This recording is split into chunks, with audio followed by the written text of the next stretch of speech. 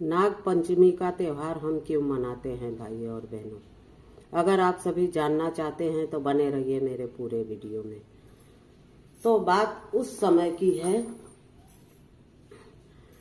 अर्जुन के परपोते अजन्मय को जब पता चलता है कि उनके पिताजी को परीक्षित, अजन्मय के पिताजी परीक्षित थे, जब उनको पता चलता है कि उनके पिताजी को की मृत्यु हो गई है किसी तक्ष नाग के काटने की वजह से, तो उनको बड़ा क्रोध आता है भाई और बहनों।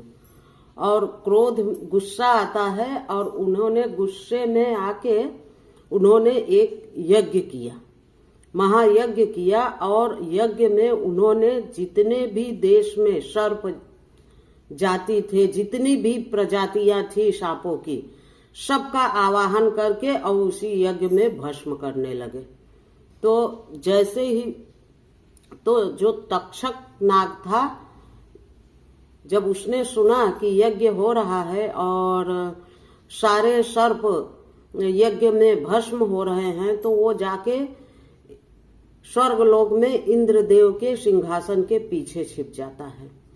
और इधर अजन्मय अपने यज्ञ में लगे रहते हैं, जितनी जातियां होती हैं सभी का नाम लेके और हवन कुंड में आवाहन करते हैं। सारे जितने भी देश के सर्प होते हैं सब हवन कुंड में पड़ पड़ के मर जाते हैं, मरने लगते हैं।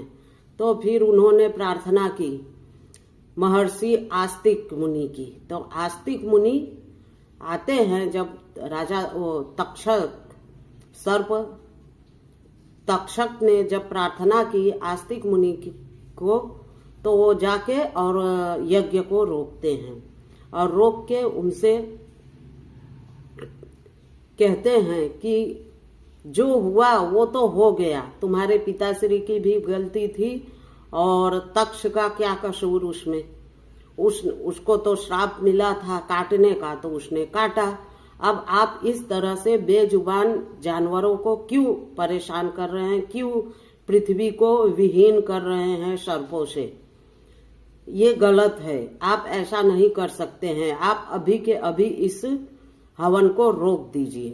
तो इस प्रकार भाइयों और बहनों हवन को रोका गया और तक्ष